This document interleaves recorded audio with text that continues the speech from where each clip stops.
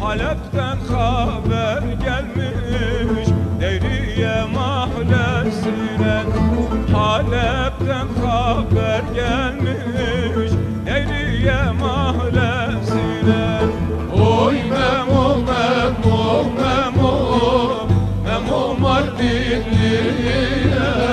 Oy Memo Memo Memo Diyarbakırlı'ya. Oy Memo Memo Memo Memo Mardinli'ye.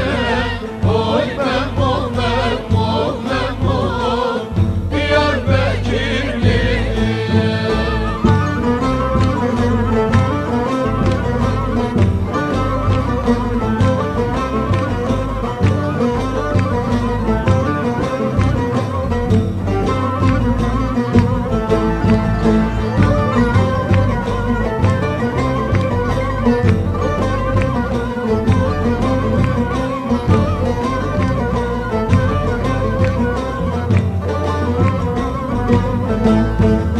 Garbisin kahvesinde bana tuzak kurdular.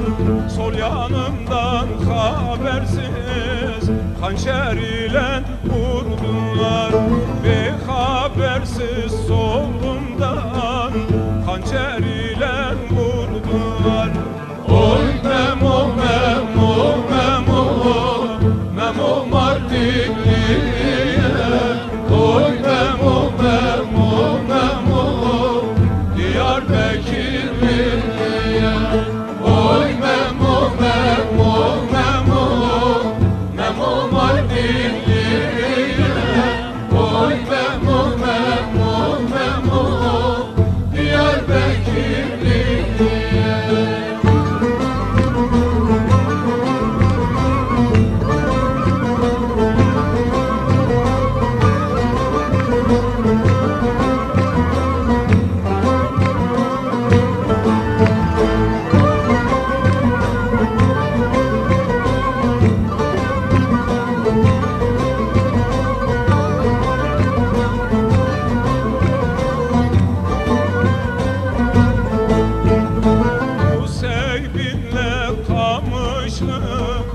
Karşı karşıma durur ağıt velvele sesi bizim köyden duyuyor. Ağıt velvele sesi bizim köyden duyuyor. Oy Memo Memo Memo Memo Mardinli'ye. Oy Memo Memo Memo Diyarbakır.